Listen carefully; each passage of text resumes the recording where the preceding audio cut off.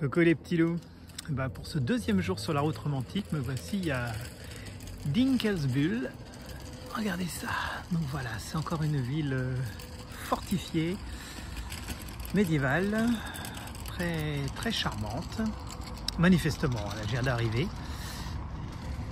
Et celle-ci a des douves remplies d'eau.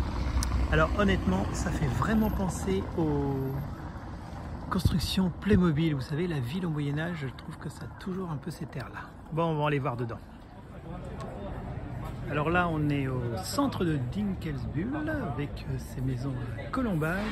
Et puis, en face de nous, alors il faudra arriver à l'imaginer sans les parasols, une des plus jolies façades à colombage de Bavière, paraît-il.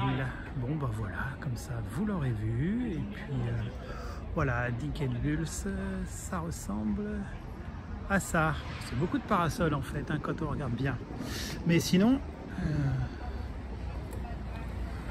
hop, ça. Des petites maisons à colombage un peu partout. La place, voilà. Bon, si une dernière chose à vous montrer sur Dinkelsbühl, décidément, difficile à prononcer tout ça. Donc, en même temps, il y a la vraie vie, hein, c'est bien, c'est une ville vivante. Et là, du coup, je ne sais pas si on va bien la voir. 2 secondes de patience. Hop. Voilà. La fresque qui est sur le mur, ah oui, si on ne voit pas les enfants, ça enlève tout. La fresque qui est sur le mur raconte que pendant la guerre de 30 ans, donc on est en 1600, vous imaginez 1640 environ, eh bien la ville qui était assiégée par les Suédois, elle a été épargnée parce que les enfants sont allés supplier le chef.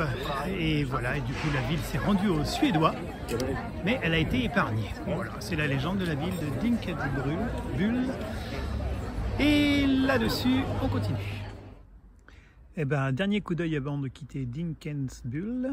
Je suis à la porte de Rothenburg.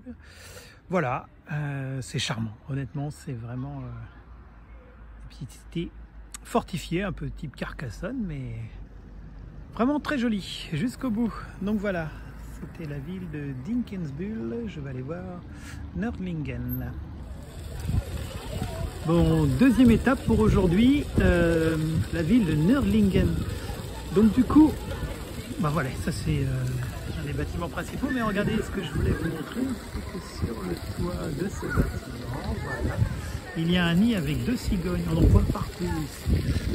Vraiment, direction Alsace, on y croirait aussi. Donc Nördlingen, qui, bon, pour la petite histoire, est censée avoir été construite dans le cratère du météorite, donc c'est une ville complètement ronde. Si on regarde bien son plan, tiens, je vais vous le montrer d'ailleurs. Le plan de la ville est tout à fait rond, mais bon, c'est pas le seul, hein, donc je suis moins épaté. Donc voilà, Nördlingen, et avec des jolis remparts qui permettent d'en faire tout le tour. Je continue. Alors voilà, on s'approche de la toute dernière étape, là, vous allez voir dans quelques secondes, de la route romantique. Mais regardez, on a vraiment changé de décor, c'est ce que je vous montre après. Là, nous sommes dans les Alpes, les contreforts des Alpes. Et il y a un petit château lui en dessous, mais c'était pas celui que j'étais venu voir. À tout de suite. Et bien voilà les petits loups, ça c'est la dernière étape de la route romantique en Bavière. Et on arrive au château de Neuschwanstein, qui est un château célèbre pour avoir servi de modèle au château de la Belle au bois dormant. Il a inspiré Disney. Voilà. Et là, clairement, on a changé de décor. On est, regardez ça, on est dans les Alpes. Hein. Il y a des montagnes partout. Des torrents en dessous. Voilà, avec des cascades. Puis des gorges très profondes. Donc voilà. Donc, la fin de cette route, le château qui a inspiré Disney pour celui de la Belle au bois dormant. Alors, à savoir que la route romantique, elle a aussi inspiré, quand on était à Nördlingen, ce sont les décors de Willy Wonka, Charlie et la chocolaterie, qui ont été inspirés par cette ville.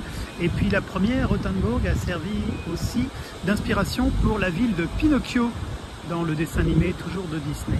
Donc voilà, je vous laisse sur cette très belle image du château de Neuschwanstein qui a servi, qui est aujourd'hui le château, on peut le voir presque, le château de la Belle au Bois dormant dans les parcs Disney.